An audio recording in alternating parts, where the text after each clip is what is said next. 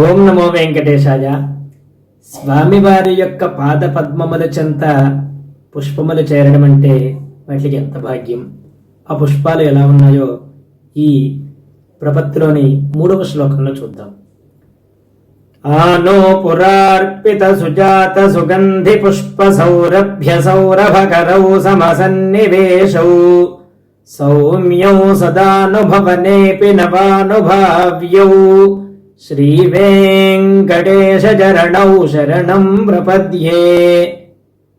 ఎంతో పొందిగ్గా, అందంగా, చక్కగా సువాసన భరితమైన సుగంధ పరిమళాలు వెదజిల్లే చక్కటి పుష్పాలు స్వామివారి యొక్క అందెల వరకు కూడా వ్యాపించి ప్రతినిత్యము చూస్తూనే ఉన్నప్పటికీ ఏ రోజుకి ఆ రోజే కొత్తగా మనస్సుకు ఎంతో ఆకర్షితంగా ఆహ్లాదనీయంగా ఉండే స్వామివారి యొక్క పాదపద్మములకు నేను శరణు వేడుతున్నాను. స్వస్తి.